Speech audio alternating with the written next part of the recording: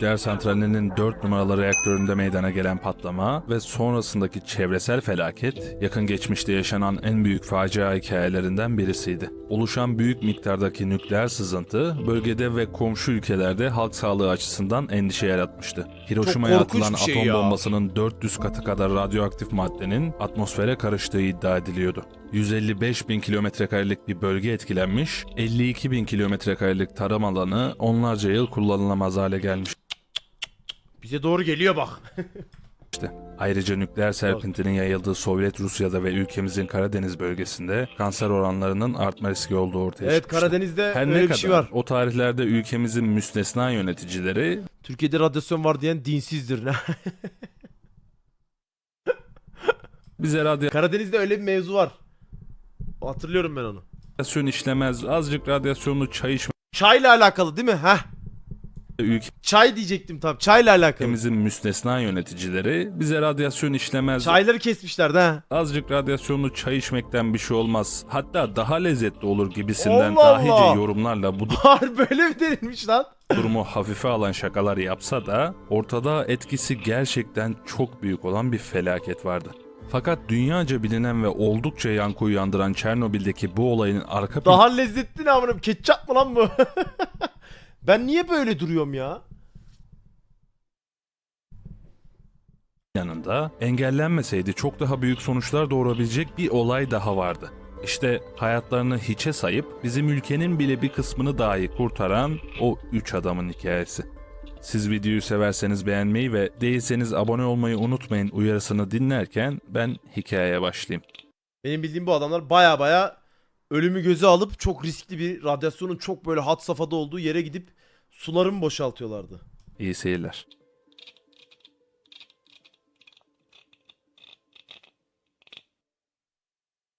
Çernobil santrali 1970'lerde Sovyetler Birliği tarafından Çernobil şehrinden 16 kilometre uzaklıkta Belarus-Ukrayna sınırına yakın bir yerde inşa edilmişti. Enerji santralinin işçilerini ve ailelerini barındırmak amacıyla tesise 3 kilometre mesafede Pripyat adında sıfırdan bir şehir bile kurulmuştu. Hatta şehir kendi içinde çok sayıda anaokulu, ortaokul, spor salonu, yüzme havuzu, oyun alanı, kafe ve ikonik bir eğlence parkı bile bulunan Bu görsel herkesin aklında canlanıyordur.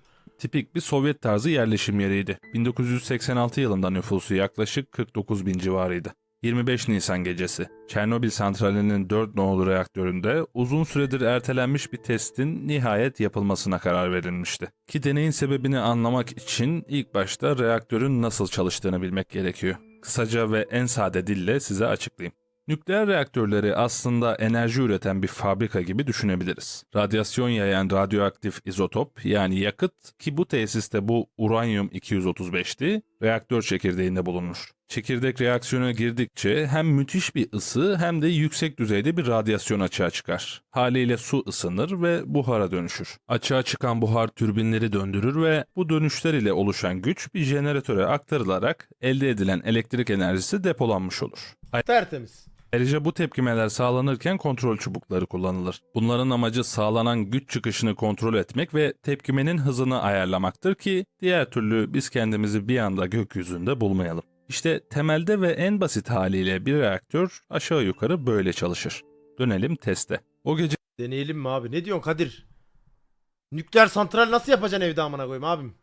yapılmasına karar verilen test ya da deney, olur da bir elektrik kesintisi olursa ve dolayısıyla soğutma pompalarına giden enerji kesilirse, bu türbinlerin soğutma pompalarına güç sağlamak için yeterince dönüp dönmeyeceğini ve böylece reaktör çekirdeğinin 30 saniye boyunca ki bu yedek jeneratörlerin çalışmaya başlaması için geçen süreydi, erimesini önleyip önlemeyeceğini görmek için yapılacaktı. Fakat maalesef o gece hiçbir şey beklendiği gibi gitmedi. Test sırasında santralin operatörleri reaktör gücünün kontrolünü kaybettiler. Tabi burada bazı ihmaller de vardı ama ben temel düzeyde anlatacağım. Kontrol kaybedilince çekirdek sıcaklığı hızla yükseldi. Bu sebeple reaktörü soğutmak istediler ve kontrol çubuklarına su pompaladılar. Ama beklenenin tersi oldu ve aşırı ısıyı düşürmek için pompalanan su Daha fazla ısı yarattı çünkü daha fazla buharlaşma. Pat pat pat pat. büyük çapta kızgın buhara dönüşerek aşırı basınca yol açtı ve reaktörün içinde gerçekleşen patlama 1000 ton ağırlığındaki çatıyı havaya uçurdu. 1000 ton ne demek la? Öyle ki artık çekirdek açığa çıkmış ve çok büyük bir radyasyon sızıntısı meydana gelmişti. Vardiyadaki 2 işçi ilk patlama anında hayatını kaybetti. İlkinin hemen ardından soğutma pompalarından gelen suyun yakıt tüplerinin metal yapısı ile reaksiyona girmesi sonucu ikinci bir patlama daha meydana geldi. Çıkan büyük boyuttaki yangın sebebiyle olay yerine itfaiyeciler ve madenciler sevk edilmesi gerekiyordu. Yerel itfaiyeciler olay yerine geldiklerinde sınırları kat be kat aşan aşırı dozda radyasyona maruz kaldıklarının bilincinde bile değillerdi. Kimsenin haberi yok olaydan, anladın mı? Hani yok nükleer radyasyon gelir, yok çekirdek açılmıştır falan. Kimsenin haberi yok. Söndürmeye çalışıyorlar. Haberleri yok ki kendilerini öldürüyorlar. Hükümet statülerinin zedelenmemesi adına yaşanan felaketi hem dünyadan hem de kendi ülkesinden gizlemişti. Evet Tabii ya, bu da çok saçma bir hareket ya. İnsan hayatını gram önemsemeyen bir hareket. Hani kendi ülkelerinin şeyini korumak için işte laf edilmesin, şey edilmesin, hükümete laf edilmesin, bir şey olmasın diye insan hayatını hiçe sayıyorlar bildiğin oğlum. Çok korkunç bir şey la. bu giz birkaç gün sürecek olsa da ilk günlerde orada çalışan işçilerin hemen hepsi birkaç hafta içinde hayatını kaybedecekti. İtfaiyecilerin çabaları sayesinde kazadan kaynaklanan tüm yangınlar yaklaşık 6 saat içinde kontrol altına alındı. Ancak durum ciddiyetini koruyordu. Çünkü asıl sıkıntı yangın değildi. Patlamadan günler sonra, Mayıs ayına girildiğinde bile reaktör 4'ün çekirdeği erimeye devam ediyordu. Erimiş radyoaktif metal lav haline geliyor Yer altına gidiyor ha. ve yavaş yavaş zemini yakıyordu. Sovyet yetkililer öncelik olarak nükleer sızıntıyı durdurmayı amaçlamışlardı. Öyle ki ilk başta yukarıdan müdahale ile nükleer sızıntının üstünü kapatmak istiyorlardı. Ancak bir şeyi tamamen göz ardı etmişlerdi. Eriyen reaktörün altında oldukça büyük bir su havuzu vardı. Bu santralin soğutma suyu ile itfaiyecilerin yangınlarını söndürmek için kullandıkları suyun bir karışımıydı. Ayrıca havuzu ve reaktörü birbirinden ayıran kalın bir beton levha vardı. Yani ne olursa olsun, anladın mı? Bunu bir şekilde durdurmaları lazım. Birinci seçenekleri durdurmak, ikinci seçenekleri de o suyu bir şekilde oradan çıkarmak. Çünkü o çok büyük bir sıkıntı yaratacak. O su bir anda buharlaşıp boom. Olur da eğer lav bu suyla temas ederse bir mega buhar patlamasını tetikleyecek ve diğer 3 reaktör de dahil olmak üzere tüm santralin tesis yok yani. olmasına neden olacak. O da Ki bu patlamayı hayal senaryo edin. felaketin felaketi demekti. Hayal edin o senaryoyu. Aslında burası biraz kafa karıştırıcıdır. Eriyen çekirdek sonucu açığa çıkan radyasyon ile patlamanın yıkıcı karakteri sıklıkla birbirine karıştırılır. Kuşkusuz Çernobil, Japonya'ya atılan atom bombasından yaklaşık 400 kat daha fazla atmosferik radyoaktivite üretmiş ve etkileri zaman içinde daha uzun yıllar sürmüştür. Baksana etkileri oğlum. 20 bin yıl ne demek ya? Ancak kayıp oranı çok daha düşük olmuştur. Mesela Nagasaki'deki 70 bin kişiye kıyaslandığında bu kazadan doğrudan etkilenerek hayatını kaybeden kişi sayısı 4000 civarındadır. Ben bu 4000'e inanmıyorum bu arada. Fakat dediğim gibi asıl büyük patlama yani asıl tehlike lavların yer altındaki su kütlesiyle buluşarak ortaya çıkaracağı hidrojenik patlamaydı. Bazı iddia ve hesaplamalara göre böyle bir patlama yaklaşık 3000 ila 5000 kiloton arasında olacaktı ki bu Nagasaki'ye atılan 21 kilotonluk bombadan 140 ila 230 kat daha büyük bir güç demek. Hayal edemiyorum. Hayal edebilen var mı bunu? Dolayısıyla bu durum Ukrayna'nın tamamının hatta Avrupa'nın bir kısmının yok olması, 30 milyon insanın su kaynağının radyasyon ve dolaylarıyla kirlenmesi ayrıca yüzlerce yıl boyunca bölgedeki yaşamın sona ermesi anlamına geliyordu. Çok korkunç la.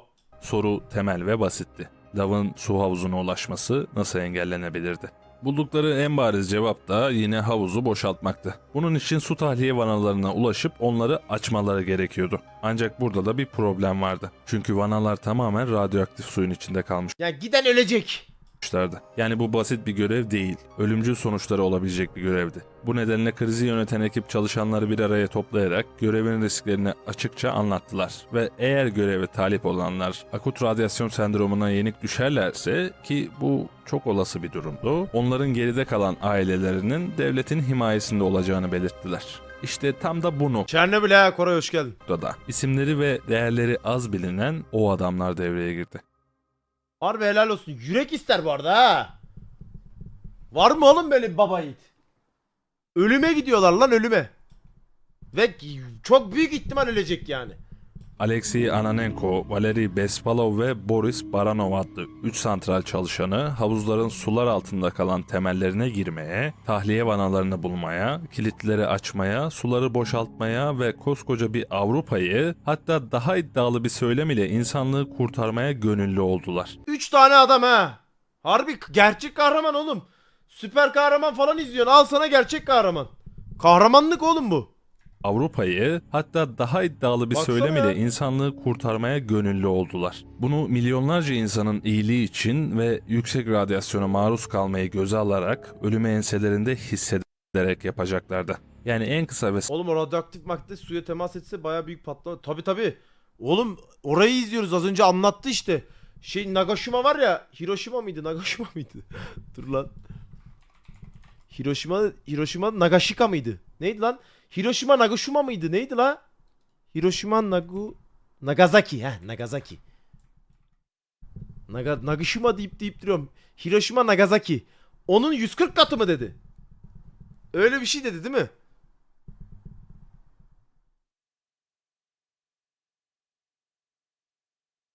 ...140 katı falan aynen. 140 veya 230 katı. Aa. Sıkıntı oğlum. sade tanımıyla bir intihar görevine talip olmuşlardı. Ananenko daha sonraki bir açıklamasında aslında sonradan görevi kabul etmemeyi düşündüm. Fakat vanaların yerini Murat, en iyi abone bilen olmuş, hoş çalışan geldin. benken bunu nasıl yapabilirdim ki diyecekti.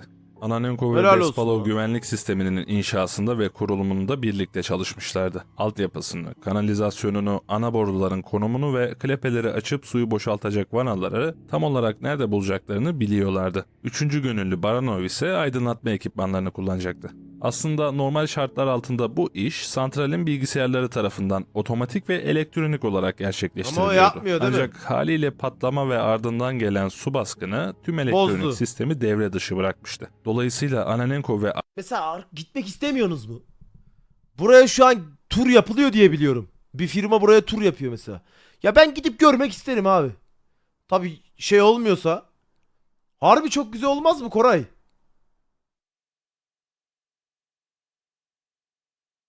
Ben isterim mesela böyle bir yere gidip görmeyi. Yani onlar ne kadar yaklaştırıyordur. Hani o uzaktan o şeyi bile görsem yeter ya. Santrali falan. Ne gerek var ya? Ben gidip bakmak isterim mesela, öyle bir tur varsa ama harbiden koruyorsa radyasyondan. Ya şu an gidilmediğini biliyorum arkadaşlar. En iç kısmına da giriliyor da radyasyon o kadar riske gerek yok. Uzaktan görsem de yeter yani, hani o bölgeye bir bakılsa. Evet, yanına radyasyon cihazı falan veriyorlar. Çok yani mükemmel bir deneyim olur. İlginç yani çünkü. arkadaşları O ölüm köprüsüne falan, evet, oraya falan götürürler ya. Tabii oğlum, paket olmaya gerek yok. Ucundan bakacaksın.